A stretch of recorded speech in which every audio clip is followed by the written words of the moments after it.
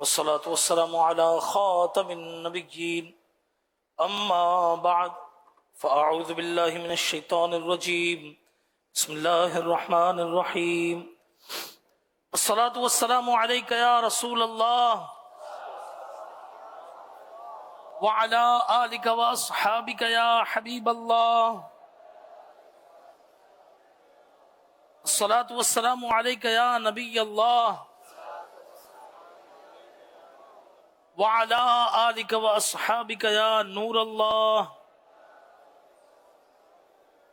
حضرت ابو فضل قومسانی رحمۃ اللہ تعالی علیہ بہت بڑے عاشق رسول اور نیک شخص تھے۔ ایک مرتبہ خراسان سے ایک عاشق رسول آپ کے پاس آیا اور کہنے لگا کہ الحمدللہ میں مسجد نبوی شریف میں سویا ہوا تھا، مجھ پر کرم ہو گیا، عرش پر جانے والے، جنت کی سیر فرمانے والے، رب کے آخری نبی مکی مدنی محمد عربی صلی اللہ تعالی علیہ وسلم میرے خواب میں تشریف لے آئے۔ آپ صلی اللہ تعالی علیہ وسلم کے مبارک ہونٹوں میں حرکت ہوئی، رحمت کے پھول جڑنے لگے۔ آپ صلی اللہ علیہ وآلہ وسلم نے فرمایا جب تو ہمدان شہر جائے تو ابو فضل قومسانی کو میرا سلام کہنا۔ میں نے عرض کیا یا رسول اللہ صلی اللہ علیہ وسلم ان پر اس کرم کی وجہ کیا ہے؟ فرمایا وہ روزانہ 100 مرتبہ مجھ پر درود پڑھتا ہے۔ اس جواب سلام کے صدقے تا قیامت ہو بے شمار سلام، میری بگڑی بنانے والے پر بھیج اے کردگار سلام، اس پناہ گناہ گاراں پر یہ سلام اور کروڑ بار سلام۔ صلو علی الحبیب صلی اللہ تعالی علی محمد صلی اللہ علیہ وسلم۔ حدیث پاک میں ہے کہ انما الاعمال بالنیات، عمل کا دار و مدار نیتوں پر ہے۔ عاشقان رسول اچھی اچھی نیتوں سے عمل کا ثواب بڑھ جاتا ہے۔ کہ رضائے الہی کے لیے توجہ کے ساتھ بیان سنوں گا انشاءاللہ، با ادب بیٹھوں گا انشاءاللہ، جو سنوں گا اسے یاد رکھنے، خود عمل کرنے اور دوسروں تک پہنچانے کی کوشش کروں گا۔ صلو علی الحبیب صلی اللہ تعالی علی محمد صلی اللہ علیہ وسلم۔ میرے اسلامی بھائیوں، ٹاپک یہ ہے کہ آج ہم دجال کے فتنے کے متعلق سنیں گے کہ دجال کہاں ہے، کب نکلے گا۔ یہ بات ذہن میں رکھیے کہ دجال سے ڈرانا یہ سنت انبیاء علیہ السلام۔ جی ہاں، خادم نبی حضرت سیدنا انس بن مالک رضی اللہ تعالیٰ صحابی رسول بھی ہیں اور خادم مصطفیٰ بھی ہیں صلی اللہ علیہ وسلم۔ آپ سے روایت ہے کہ پیارے آقا مدینے والے مصطفیٰ صلی اللہ تعالی وسلم نے فرمایا ما من نبی الا انذر امتہ الاعور الکذاب، یعنی جتنے نبی تشریف لائے سب نے اپنی اپنی امتوں کو کانے کذاب یعنی بہت بڑے جھوٹے دجال سے ڈرایا ہے۔ پیارے اسلامی بھائیوں، دجال واقعی بہت بڑا فتنہ ہے اور جو قرب قیامت میں ظاہر ہوگا۔ آئیے سنت انبیاء پر عمل کرتے ہوئے اس فتنے سے متعلق روایات سنتے اور سناتے ہیں۔ مسلم شریف جو کہ حدیث پاک کی بڑی مشہور اور معتبر یعنی اوتھینٹک بک ہے، اس میں روایت ہے اور میں یہ روایت آپ کو تشریح اور وضاحت کے ساتھ یہ سناتا ہوں۔ راوی کہتے ہیں کہ ایک دن پیارے آقا مدینے والے مصطفیٰ صلی اللہ تعالی علیہ وسلم نے اعلان کروا دیا، سننے جیسی بات، کہ نماز کے وقت سب مسجد میں جمع ہو جائیں۔ سب جمع ہو گئے، نماز ادا کی گئی۔ نماز کے بعد آپ صلی اللہ تعالی علیہ وسلم ممبر پر تشریف لائے۔ اس وقت چہرہ مقدس پر مسکراہٹ تھی۔ فرمایا کہ سب اپنی اپنی جگہ پر ہی بیٹھے رہے۔ مزید فرمایا کہ جانتے ہو میں نے آج تمہیں کیوں جمع کیا ہے؟ صحابہ کرام علیہ رضوان نے عرض کیا کہ اللہ و رسول عالم، یعنی اللہ پاک اور اس کے رسول صلی اللہ علیہ وسلم ہی بہتر جانتے ہیں۔ آپ صلی اللہ تعالی علیہ وسلم نے ارشاد فرمایا بے شک میں نے تمہیں کسی بات کی رغبت دلانے یا کسی چیز سے ڈرانے کے لیے جمع نہیں کیا، بلکہ ایک واقعہ پیش آیا ہے، وہ واقعہ بتانے کے لیے جمع کیا ہے۔ واقعہ کیا ہے؟ فرمایا کہ تمیم داری پہلے غیر مسلم تھے، اب وہ آئے اور میرے ہاتھ پر بیعت کر کے اسلام قبول کیے۔ انہوں نے مجھے اپنا واقعہ بتایا. واقعہ کیا ہے؟ وہی باتیں جو میں تمہیں بتاتا ہوں. اب حضرت تمیم داری رضی اللہ عنہ کے ساتھ جو کچھ پیش آیا آپ صلی اللہ تعالی علیہ وسلم نے وہ واقعہ ممبر پر بیٹھ کر بیان کیا. حضرت تمیم داری رضی اللہ عنہ کہتے ہیں کہ ہم 30 افراد تھے، 30 پیپل، بحری سفر پر روانہ ہوئے. اس دوران سخت موجیں آئیں جنہوں نے ہمارے بحری جہاز کو اس کے راستے سے ہٹا دیا. ہم 1 مہینے تک سمندر کے اندر یوں ہم گھومتے رہے. ایک دن مغرب کا وقت تھا، ہمیں ایک آئی لینڈ یعنی جزیرہ نظر آیا. ہم اس جزیرے پر اتر گئے. وہاں میں ایک چوپایا 4 ٹانگوں والا جانور نظر آیا. اس کے پورے جسم پر بال ہی بال تھے، اتنے بال تھے کہ اس کا چہرہ بھی دکھائی نہیں دے رہا تھا. اس جانور نے ہم سے کلام کرتے ہوئے کہا میں ایک جاسوس ہوں، آگے چلو، یہاں ایک گرجا ہے، وہاں ایک شخص تمہارا انتظار کر رہا ہے. فرماتے ہیں کہ ہم اس چوپائے کی باتوں سے ڈر گئے کہ کہیں یہ جنات میں سے تو نہیں ہے. خیر ہم گرجے میں پہنچے. وہاں اتنے بڑے جسم والا انسان تھا کہ ہم نے ایسا انسان کہیں نہیں دیکھا. اس کو مضبوط ترین زنجیروں سے باندھا گیا. ہم نے پوچھا کہ تیرا برا ہو تم کون ہو؟ وہ بولا پہلے تم بتاؤ تم کون ہو. ہم نے اسے بتایا کہ ہم عرب کے رہنے والے ہیں اور راستہ بھٹک کر یہاں آ نکلے ہیں. اس نے پوچھا کہ بیسان نامی باغ کے متعلق، جو گارڈن ہے اس کے متعلق بتاؤ، کیا اس میں پھل لگ رہے ہیں؟ ہم نے کہا ہاں اس میں تو پھل لگتے ہیں. وہ بولا ان قریب وہ باغ اجڑ جائے گا. پھر بولا کہ بحیرہ طبریہ یعنی سی آف گیلیلی، یہ فلسطین کے قریب ایک بہت بڑی جھیل ہے، کیا اس کے اندر پانی ہے؟ ہم نے کہا ہاں وہ پانی سے بھری ہوئی ہے. کہنے لگا کہ ان قریب اس کا پانی سوکھ جائے گا. اسی طرح پھر اس نے مزید ایک سوال پوچھا کہ مجھے نبی امی کے بارے میں خبر دو. ہم نے کہا کہ وہ مکے میں تھے، انہوں نے نبوت کا دعویٰ فرمایا، اب وہ مدینے کی طرف ہجرت کر چکے ہیں. بولا کیا عرب ان سے لڑائیاں کرتے؟ ہم نے بتایا کہ ہاں ہوئی ہیں ان کے ساتھ لڑائیاں. کہنے لگے کہ عرب کے لیے یہی بہتر ہے کہ نبی امی صلی اللہ تعالی علیہ وسلم کی وہ فرما برداری کرے. اب وہ کہنے لگا کہ میں اب تمہیں اپنے بارے میں بتاتا ہوں، میں دجال ہوں، ان قریب مجھے نکلنے کی اجازت دی جائے گی. میں 40 دن میں پوری زمین کا چکر لگاؤں گا، ہر گاؤں میں جاؤں گا. ہاں مکہ مدینہ میں مجھے جانے کی اجازت نہیں ہوگی. پیارے آقا صلی اللہ تعالی علیہ وسلم یہ واقعہ سناتے سناتے جب اس مقام پر پہنچے تو مدینے کی محبت سے پرجوش ہو کر اپنا عصا مبارک منبر پر مارا اور فرمایا ہادہی طیبہ، ہادہی طیبہ، ہادہی طیبہ، یہ طیبہ ہے، یہ طیبہ ہے، یہ طیبہ ہے. سبحان اللہ. اس کے بعد آپ صلی اللہ تعالی علیہ وسلم نے فرمایا کیا یہ سب وہی باتیں نہیں ہیں جو میں تمہیں بتایا کرتا ہوں؟ صحابہ کرام علیہ رضوان نے عرض کیا جی ہاں یا رسول اللہ صلی اللہ تعالی علیہ وسلم، یہ تو وہی باتیں ہیں جو آپ ہمیں پہلے بتایا کرتے تھے. اس کے بعد آپ صلی اللہ تعالی علیہ وسلم نے فرمایا سن لو، دجال بحر شام میں قید ہوتا ہے، یہ بحر یمن میں، آج کل ان دونوں میں نہیں ہے. جب نکلے گا تو مشرق کی طرف سے آئے گا. پیارے اسلامی بھائیوں، اس واقعے میں ایک تو دجال کے متعلق معلومات ہیں کہ دجال نے قیامت کے قریب پیدا نہیں ہونا، وہ پیدا ہو چکا ہے، اب بس اس نے قید سے نکلنا ہے. بعض دفعہ سوشل میڈیا پر یہ غلط معلومات فراہم کی جاتی ہے اور دجال کا معاملہ ہے بھی چونکہ خوفناک، اور آج کل مسئلہ ہے ویورشپ بڑھانے کا.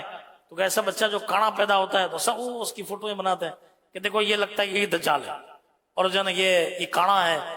یاد رکھیے ایسا نہیں ہے، دجال پیدا ہو چکا ہے اور کبھی شام کے سمندر میں قید ہوتا ہے اور کبھی یمن کے سمندر میں قید ہوتا ہے. قرب قیامت جب نکلے گا تو مدینے کی مشرقی جانب پر جو سمندر ہے وہاں کے قید خانے سے یہ نکلے گا.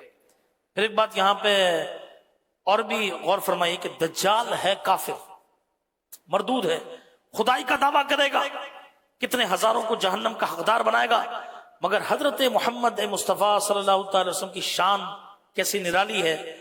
دجال جو کہ کافر بھی ہے، کافر گر بھی ہے، مگر محبوب صلی اللہ علیہ وسلم کی تعریف کیے بغیر رہ نہیں پایا. اس نے حضرت تمیم داری رضی اللہ عنہ کو بتایا کہ عرب کے حق میں یہی بہتر ہے کہ وہ نبی صلی اللہ علیہ وسلم کا کلمہ پڑھ لیں. مشہور مفسر قرآن حضرت مفتی احمد یار خان رحمۃ اللہ تعالی علیہ اس مقام پر فرماتے ہیں کہ دو شخص ایسے ہیں، توجہ رکھیے گا اس بات پر، دو شخص ایسے ہیں کہ جنہیں اسلام قبول کرنے کی دعوت کافروں نے دی تھی. ایک حضرت تمیم داری رضی اللہ تعالیٰ عنہ کہ دجال کی ترغیب پر انہوں نے کلمہ پڑھا، اور دوسرا حضرت سفیان رضی اللہ تعالیٰ عنہ، آپ ملک شام میں تجارت کے لیے گئے تھے، وہاں ہرقل بادشاہ جو کہ غیر مسلم تھا، اس نے حضرت سفیان رضی اللہ عنہ کو بتایا کہ وہ سچے نبی ہیں. ہرقل کو کلمہ نصیب نہیں ہوا، حضرت سفیان رضی اللہ عنہ کلمہ پڑھ کر صحابیت کے اونچے درجے پر پہنچ گئے. سبحان اللہ. الحمدللہ اللہ پاک نے ہمارے آقا صلی اللہ تعالی وسلم کو بنایا ہے. ایسا با کمال ہے کہ دشمن چاہیں بھی تو برائی نہیں کر پاتے. اس لیے میرے آقا اعلیٰ حضرت امام اہل سنت مولانا شاہ امام احمد رضا خان فاضل بریلوی رحمۃ اللہ تعالی علیہ یہ جھوم جھوم کر کیا خوب ارشاد فرماتے ہیں. آئیے ہم بھی مل کر پڑھتے ہیں کہ وہ کمال اس نے حضور ہے کہ گمان نفس جہاں نہیں، یہی پھول خار سے دور ہے، یہی شمع ہے کہ دھواں نہیں. اچھا ہم پڑھتے تو ہیں مگر اس کا مطلب پوچھیں تو مطلب کسی کو نہیں پتا. آئیے اس کی وضاحت بھی سن لیجیے. سرکار دو عالم شاہ بنی آدم صلی اللہ تعالی وسلم کے حسن و جمال کا تذکرہ کر رہے ہیں. اس کا کمال یہ ہے کہ اس میں کسی قسم کی کمی ہونا تو دور کی بات، کسی کمی کا گمان بھی نہیں کیا جا سکتا کہ گمان نقص جہاں نہیں. اب فرمائے کہ یہی پھول خار سے دور ہے. عام طور پر کیا ہوتا ہے، پھول کے ساتھ کیا جڑا ہوتا ہے، کانٹا بھی جڑا ہوتا ہے، اور یہی شمع ہے کہ دھواں نہیں. شمع موم بتی کے ساتھ دھواں بھی ہوتا ہے، لیکن آپ علیہ السلام باغ رسالت کے ایسے پھول ہیں جس میں کوئی کانٹا نہیں ہے، اور آپ ایسی شمع ہیں جس میں کوئی دھواں نہیں ہے. بڑی سننے جیسی بات ہے. ابو لہب کا ایک بیٹا تو عتیبہ، اس نے پیارے آقا صلی اللہ تعالی علیہ وسلم کی سخت ترین گستاخی کی تھی. نبی پاک صلی اللہ تعالی علیہ وسلم نے اس کے خلاف دعا فرمائی کہ اللہم سلط علیہ کلبا من کلابک، اے اللہ پاک اس پر اپنے کتوں میں سے کتا مسلط فرما دے. چنانچہ عتیبہ ایک مرتبہ شام کے سفر میں جا رہا تھا.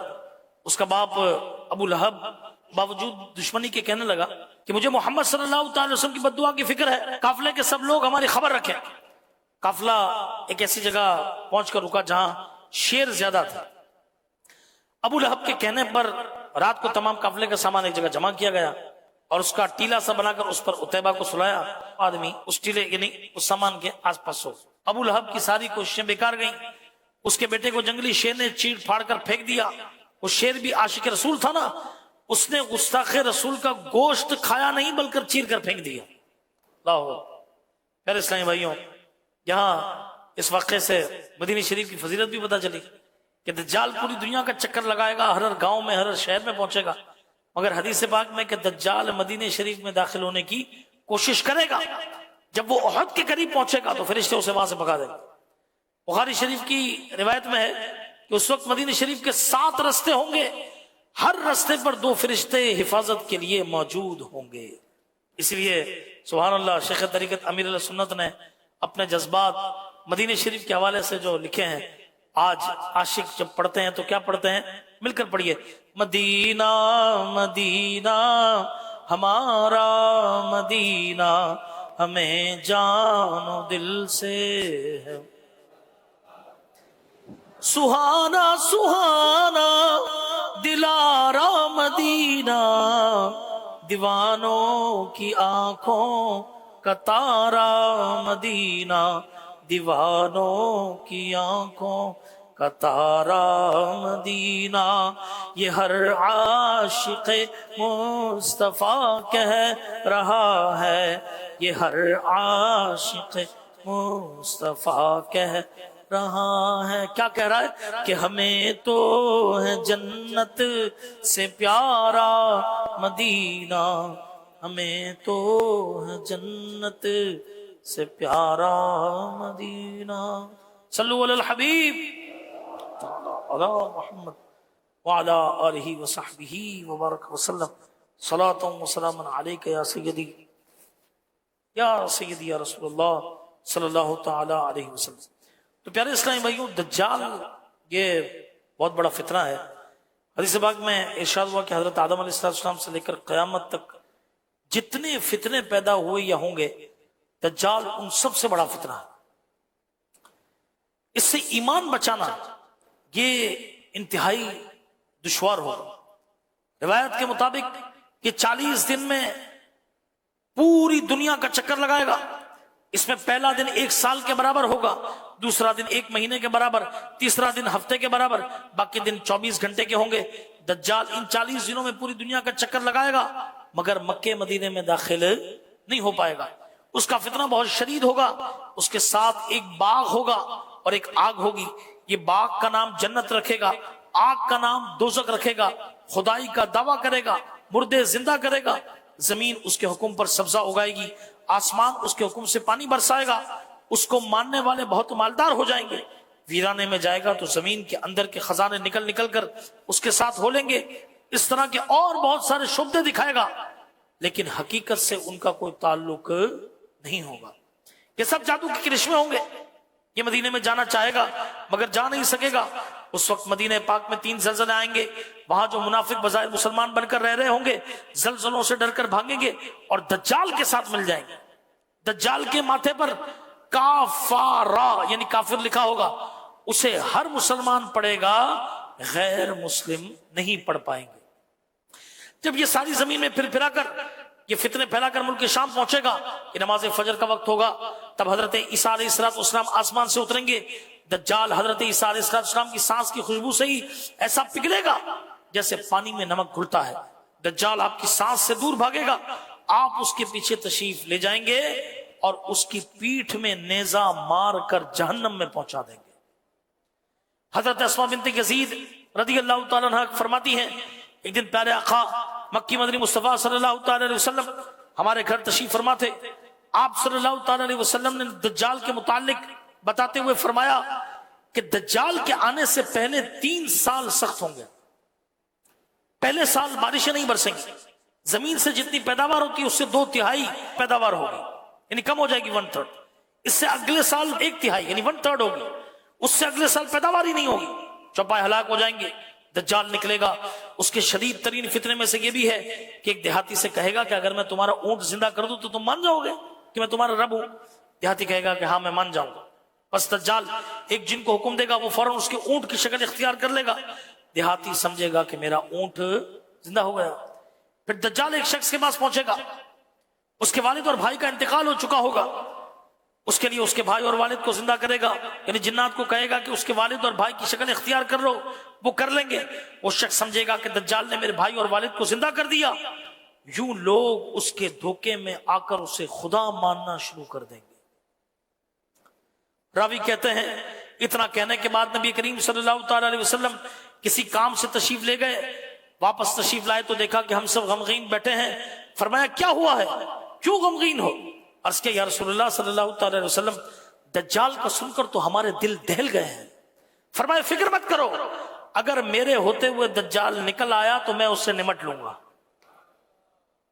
اگر میرے ظاہری وصال کے بعد نکلا تو میرا رب میرے غلاموں کی حفاظت فرمائے گا۔ عرض کی گئی یا رسول اللہ صلی اللہ علیہ وسلم، آج بھوک برداشت کرنا مشکل ہوتا ہے، اس وقت تو قحط سالی ہوگی، مسلمان کیسے اپنا ایمان بچائیں گے؟ فرمایا مسلمان تسبیح کریں گے، اسی سے ان کی جسمانی ضروریات بھی پوری ہو جائیں گی۔ سبحان اللہ، کیسی شان ہے۔ آج ہم سبحان اللہ کہتے ہیں تو دل کو سکون ملتا ہے، کہو نا سبحان اللہ، روح کو تازگی نصیب ہوتی ہے نا، کہو نا سبحان اللہ، ٹھیک ہے۔ اس وقت مسلمان سبحان اللہ کہیں گے تو دل کو سکون بھی ملے گا اور یہی تسبیح کھانے پینے کا کام بھی کرے گی، پیٹ بھی بھر جائے گا، ٹھیک ہے۔ پیارے اسلامی بھائی، اس سے ہمیں پتہ چلتا ہے کہ ہمیں ذکر اللہ کی عادت بنانی چاہیے۔ کہیے سبحان اللہ، کہیے الحمدللہ، کہیے اللہ اکبر۔ کیسے پاکیزہ کلمات، ان سے اپنی زبان کو تر رکھ۔ حدیث پاک میں کیا ہے، کلمتان، 2 کلمے ہیں، ٹھیک ہے نا، اللہ پاک کو بڑے پسند ہیں، زبان پر ہلکے ہیں اور میزان عمل پر بڑے بھاری ہیں۔ کون سے کلمے؟ فرمایا سبحان اللہ و بحمدہ سبحان اللہ العظیم۔ اور اگر سبحان اللہ و بحمدہ سبحان اللہ العظیم اس کے آگے استغفر اللہ کا اضافہ کر لیا جائے اور فجر کا وقت جب شروع ہو اسے 100 مرتبہ پڑھا جائے تو اللہ تبارک و تعالیٰ غیب سے روزی عطا فرماتا ہے. فرمائے یہ فرشتوں کی تسبیح ہے. آپ اس کی عادت بنائیں انشاءاللہ، پھر دیکھیے کہ کیسی زبردست برکتیں ملتی ہیں. ایک مرتبہ سبحان اللہ کہنے سے جنت میں درخت لگتا ہے. یہ حضرت ابراہیم علیہ السلام کا ہمارا نام پیغام ہے. جی ہاں، معراج کی رات جب پیارے آقا صلی اللہ تعالی علیہ وسلم کی حضرت ابراہیم علیہ السلام سے ملاقات ہوئی تو آپ نے فرمایا کہ اے محمد صلی اللہ علیہ وسلم، اپنی امت کو میری طرف سے پیغام پہنچا دیجئے کہ جنت کی زمین خالی میدان ہے، اللہ پاک کی تسبیح کر کے یہاں درخت لگایا کرو. اللہ پاک ہم سب کو بھی یہ توفیق عطا فرمائے. آئیے کیوں نہ مل کر چند مرتبہ، چلو 12 مرتبہ تو 12ویں والے 12 آؤ مل کے ہم پڑھتے ہیں سبحان اللہ سبحان اللہ سبحان اللہ سبحان اللہ سبحان اللہ سبحان، بابا سے بلند سبحان اللہ سبحان اللہ سبحان اللہ سبحان اللہ سبحان اللہ سبحان اللہ. صلو علی الحبیب صلی اللہ تعالی علی محمد صلی اللہ علیہ وسلم. میرے اسلامی بھائیوں، دجال کا فتنہ انتہائی شدید فتنہ ہے. اسے سب سے بڑا فتنہ قرار دیا گیا. اس فتنے میں مبتلا جانتے کون ہوگا؟ یعنی دجال کے شعبے دیکھ کر اسے خدا کون مان لے؟ کون کون اس کے پیچھے چل پڑیں گے؟ حدیث پاک سنیے. پیارے آقا مکی مدنی مصطفیٰ صلی اللہ تعالی علیہ وسلم نے فرمایا میری امت کے 70,000 افراد دجال کی پیروی کریں گے، ان پر نقش و نگار والا لباس ہوگا. یعنی دجال کو خدا وہ مانیں گے جو پہلے ہی فیشن پرست غیر مسلموں کی نقل کرنے والے، ان جیسی شکل و صورت بنانے والے ہوں گے، ان کا بیڑا غرق ہوگا اور یہ دجال کو خدا مان کر جہنم کے حقدار ہوں. اللہ اللہ. پیارے اسلامی بھائیوں، کتنی چوٹ کرنے والی بات ہے. دجال کے فتنے میں مبتلا وہ ہوں گے جو غیر مسلموں کی نقالی کرنے والے ہیں. افسوس آج ہمارے یہاں نقالی بہت عام ہو چکی ہے.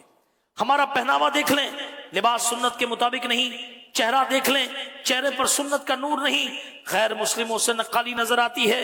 ہمارے گھروں کے انداز، ہمارے تعلیمی ادارے، سوچیں فکریں، وہ کون سی جگہ ہے، وہ کون سا کام ہے جس میں ہم غیر مسلموں کی نقالی نہیں کرتے. ڈاکٹر اقبال نے کہا تھا نا، وضع میں تم ہو نصارا تو تمدن میں ہنود، یہ مسلمان ہیں جنہیں دیکھ کے شرمائیں یہود. یعنی لباس اور چال ڈھال اور طور طریقے غیر مسلموں والے ہو گئے. مسلمان کتنا عجیب ہو گیا کہ اسے دیکھ کر غیر مسلم بھی شرما جاتے ہیں. حدیث پاک میں میں خلاصہ پیش کر رہا ہوں کہ غیب سے خبردار دو جہاں کے تاجدار رسول پر انوار صلی اللہ تعالی علیہ وسلم نے ارشاد فرمایا تم اگلوں کے طریقوں پر چلو گے، تم اگلوں کے طریقوں پر چلو گے، بالشت کے مطابق، گز گز کے مطابق، یہاں تک کہ اگر وہ گوہ کے سراغ میں داخل ہوں گے تو تم بھی ان کے پیچھے چلو گے. کیا مطلب ہے حدیث پاک کا؟ وضاحت سنیے. اگلوں سے یہاں کیا مراد ہے؟ اہل تورات اور اہل انجیل. پیارے آقا صلی اللہ تعالی وسلم کے ارشاد کا مطلب یہ ہے کہ تم بھی ان کی نقل کرنے والے بن جاؤ گے. اتنی زیادہ نقل کرو گے کہ جیسے دو ہاتھوں کی ہتھیلیاں بالکل برابر ہوتی ہیں، کیا ایک گز دوسرے گز کے بالکل برابر ہوتا ہے، یوں ہی تم بھی ان کے بالکل برابر چلو گے. یہاں تک کہ اگر وہ کوئی بالکل بے فائدہ کام کریں گے تو تم بھی ان کے دیکھا دیکھی ان بے فائدہ کاموں میں پڑ جاؤ گے. مشہور مفسر قرآن مفتی احمد یار خان رحمت اللہ تعالی علیہ اس حدیث پاک کی شرح میں لکھتے ہیں، یہ فرمان عالی شان سنو اور اپنا حال دیکھو. سکھ، پارسی، مجوسی یعنی جو آگ کی پوجا کرتے ہیں، غیر مسلم سب اپنی شکل، اپنے لباس، اپنے طور طریقوں کو پسند کرتے ہیں، مگر ہے افسوس مسلمان ہیں کہ غیر مسلموں کی نقالی میں مرے جا رہے ہیں. سر دیسی ہے، بال انگریزی ہے، منہ دیسی ہے، زبان انگریزی ہے، غذا دیسی ہے، اسے کھاتے انگریزی طریقے سے ہیں. یہ نقالی یہاں تک بڑھ چکی ہے کہ جن کاموں کا بالکل فائدہ ہی نہیں ہے، الٹا نقصان ہی نقصان ہے، تکلیف ہی تکلیف ہے، ان میں بھی نقالی کرتے ہیں. اب بھلا داڑھی منڈانے میں کیا فائدہ ہے؟ کچھ بھی تو نہیں، نقصان ہی ہے. داڑھی منڈائیں گے جہنم کے حقدار بنیں گے. کھڑے ہو کر کھانے کی کیا فضیلت ہے؟ لوگ کھاتے ہیں، بیمار ہوتے ہیں، ڈاکٹروں کے دھکے کھاتے ہیں. مرد چوٹیاں لگتے ہیں، کیوں؟ فلاں ایکٹر کو دیکھا تھا. عورتیں بے پردہ گھومتی ہیں، بے پردہ میں کہہ رہا ہوں، اس سے آگے کے لفظ بولتے ہوئے شرم آتی ہے، ورنہ بے پردگی تو دور رہ گئی، کیا فائدہ ہے اس کے اندر؟ نقصان ہے، معاشرے کے اندر بے حیائی پھیلتی ہے، آئے روز خبریں آتی رہتی ہیں، بچیوں کو ظلم کا نشانہ بنا کر قتل کر دیا جاتا ہے، عورتوں کی عزتیں محفوظ نہیں ہیں، اور کتنی مثالیں عرض کی جائیں۔ سب جانتے ہیں کہ معاشرے کے اندر کیا ہو رہا ہے، بس ہم چل پڑے ان کے پیچھے۔ ہم نے سنا کہ دجال کے فتنے میں وہ پھنسے گا جو غیر مسلموں کی نقل کرنے والا ہوگا، الامان والحفیظ۔ اللہ پاک ہم سب کو محفوظ فرمائے، کہیے آمین، اور سنتوں پر اللہ پاک ہم سب کو چلائے۔ اب حدیث پاک سنیے، نبی کریم صلی اللہ تعالی وسلم نے ارشاد فرمایا، اب ہم سنتوں کی طرف آتے ہیں، اس پر عمل کرنے کی کیا فضیلت ہے۔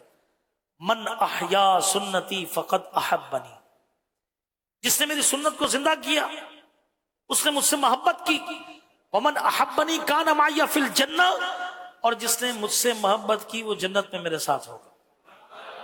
سبحان اللہ، دیکھیے ایسی فضیلت کیا غیر مسلموں کے پیچھے چلنے میں ہے؟ انگریزی بال کٹوانے سے کیا جنت ملے گی؟ داڑھی منڈانے سے کیا جنت ملے گی؟ فیشن پرست بننے سے کیا قبر روشن ہوگی؟ ہرگز نہیں، یہ سنت کی برکت ہے۔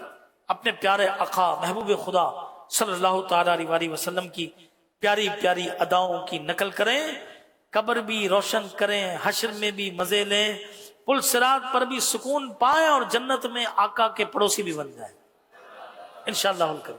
ضرور نصیب ہوگا، اور دنیا بھی سنور جائے گی انشاءاللہ۔ اسے مانتی ہے دنیا، اسے ڈھونڈتی ہے منزل، رہے عشق مصطفیٰ پہ جو غلام چل رہا ہے۔ سبحان اللہ۔ امام زہبی رحمۃ اللہ تعالی علیہ لکھتے ہیں، علامہ ہیبت اللہ تبری رحمۃ اللہ تعالی علیہ کا انتقال ہوا تو حضرت علی بن حسین رحمۃ اللہ تعالی نے خواب میں انہیں ڈریم کے اندر دیکھ کر پوچھا کہ اللہ پاک نے آپ کے ساتھ کیا معاملہ فرمایا؟ جواب دیا، اللہ پاک نے میری مغفرت فرما۔ عرض کے کس سبب سے؟ فرمایا، توجہ رکھیے گا، توجہ رکھیے گا، فرمایا سنت کی وجہ سے۔ سبحان اللہ، یہ سنت پر عمل کی برکت ہے۔ اللہ پاک ہمیں بھی سنتوں پر عمل کی توفیق عطا فرمائے۔ اگر ہم قافلوں میں سفر کرنا شروع کر دیں گے تو انشاءاللہ الکریم سنتوں کو جذبہ مل جائے گا۔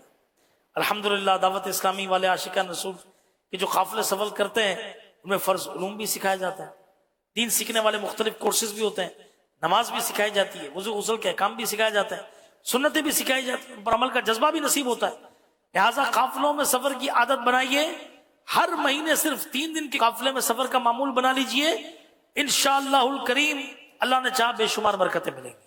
ٹھیک ہے، اسی طرح بہار شریعت حصہ 16 اور امیر رسول دامت برکاتہ العالیہ کا بڑا زبردست رسالہ 550 سنتیں اور آداب، یہ پڑھ لیجیے، اس میں بہت ساری سنتیں یہ سیکھنا نصیب ہوں گی انشاءاللہ۔ دعوت اسلامی کے تحت ہونے والے شارٹ کورسز، 7 دن کا فیضان نماز کورس ہے، 7 دن کا 12 دینی کام کورس ہے، 7 دن کا اصلاح اعمال کورس ہے، یہ کر لیجئے تو انشاءاللہ علم دین میں اضافہ ہوگا۔ اللہ اکبر، کیا خوب فرمایا امیر علیہ سنت شیخ طریقت حضرت علامہ مولانا محمد الیاس قادری صاحب دامت برکاتہ العالیہ نے۔ آئیے ہم بھی نبی کریم علیہ السلام کی بارگاہ میں یہ استغاثہ پیش کر لیتے ہیں۔ بڑا مشہور شعر ہے، سبھی ہاتھ اٹھا کر مل کر یہ پڑھ لیں کہ تیری سنتوں پہ چل کر میری روح جب نکل کر چلے تم گلے لگانا، مدنی مدینے والے، مدنی مدینے والے، مدنی مدینے، اور تیرے نام پر ہو قربان میری جان جان جانا، ہو نصیب سر کٹانا، مدنی مدینے والے، مدنی مدینے والے، مدنی مدینے والے۔ میرے اسلامی بھائیوں، دجال کے فتنے سے بچنے کا ایک طریقہ تو یہ ہے کہ ہم اپنا ایمان مضبوط رکھیں اور اپنے ایمان کو مضبوط سے مضبوط تر کریں۔ قرآن کریم میں حکم ہوتا ہے، پارہ نمبر 5 سورہ نساء کی آیت نمبر 136 کے اندر، بسم اللہ الرحمن الرحیم، یا ایہا الذین آمنوا آمنوا، آسان ترجمہ قرآن کنز العرفان، اے ایمان والوں ایمان رکھو۔ علماء تفسیر اس کی وضاحت کرتے ہوئے فرماتے ہیں کہ ازدادوا فی الایمان، یعنی معنی یہ ہے کہ اے ایمان والوں اپنے ایمان کو مزید مضبوط کرو۔ کلمہ تو پڑھ لیا، اب اس پر استقامت کے ساتھ قائم بھی رہو، کلمہ تو پڑھ لیا، اب اس کے تقاضوں پر بھی عمل کرو. کلمہ تو پڑھ لیا، اب ایمان کے بہت سارے شعبے ہیں، ان شعبوں کو بھی اختیار کرو. کلمہ تو پڑھ لیا، اب ایمان میں مزید سے مزید ترقی کرتے چلے جاؤ. کلمہ تو پڑھ لیا، اب اپنے ایمان کے کمال کی فکر میں لگ جاؤ. کیسا ہوگا؟ حدیثوں میں اس کا طریقہ بتایا گیا. پیارے نبی رسول ہاشمی صلی اللہ تعالی علیہ وسلم نے فرمایا، اللہ پاک کی قسم، بندہ اس وقت تک کامل مومن نہیں ہو سکتا. توجہ رکھیے گا، فرمایا بندہ اس وقت تک کامل مومن نہیں ہو سکتا جب تک اپنے مسلمان بھائی کے لیے وہی پسند نہ کرے جو اپنے لیے پسند کرتا ہو. ذرا زور سے کہتا نا سبحان اللہ. مجھے بھی لگے کہ ہاں اپنے حدیث پاک کو سنا بھی اور سمجھا.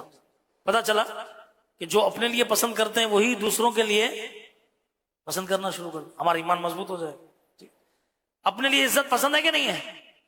پسند ہے نا. ٹھیک، دوسروں کو عزت دینا شروع کرنا. اپنے لیے بھلائی پسند ہے، دوسروں کے ساتھ بھلائی کرنا شروع کرنا. اپنے لیے پسند ہے کہ کوئی مجھ سے جھوٹ نہ بولے، دوسروں سے جھوٹ نہ بولے. اپنے لیے پسند ہے کہ مجھے کوئی دھوکہ نہ دے، دوسروں کو دھوکہ دینا چھوڑ. یوں انشاءاللہ الکریم ایمان مضبوط ہو جائے. اگر ایمان مضبوط ہو گیا تو دجال تو کیا، دجال کا باپ بھی ہمیں گمراہ نہیں کر پائے گا انشاءاللہ. حدیث پاک میں اس شخص کو دجال کے سپاہی پکڑ کر لے جائیں گے. وہ بندہ مومن جیسے ہی دجال کو دیکھے گا تو پکار کر کہے گا کہ اے لوگوں، یہ وہی دجال ہے جس کے متعلق رسول اکرم صلی اللہ تعالی علیہ وسلم نے بتایا تھا. دجال اپنے سپاہیوں سے کہے گا کہ سیاں لٹاؤ اور خوب پٹائی کرو. چنانچہ اس بندہ مومن کو خوب مارا جائے گا، مار مار کر بلا حال کر دیا جائے گا. اب دجال کہے گا کیا تم مجھے خدا مانتے ہو؟ وہ بندہ مومن کہے گا تو کانا دجال ہے. اب دجال حکم دے گا کہ آرا لایا جائے. آرا مشین لائی جائے گی، اس بندہ مومن کے 2 ٹکڑے کر دیے جائیں گے. پھر دجال ان ٹکڑوں کو جوڑ کر اسے دوبارہ زندہ کر دے گا. اب کہے گا کیا مجھے خدا مانتے ہو؟ وہ بندہ مومن کہے گا اب تو مجھے اور بھی یقین ہو گیا کہ تو ہی دجال ہے، کیونکہ رسول کریم صلی اللہ تعالی علیہ وسلم نے فرمایا تھا کہ تو ایک شخص کو یوں قتل کر کے دوبارہ زندہ کرے گا. کیسا پکا ایمان ہے. کاش ہمیں بھی ایسا پکا ایمان نصیب ہو جائے. اچھا، ایک وظیفہ آپ کو بتاؤں پیارے اسلامی بھائیوں. دجال کے فتنے سے بچنے کا ایک طریقہ بھی ہے، وہ یہ ہے کہ ہم سورہ کہف کی تلاوت کیا کریں.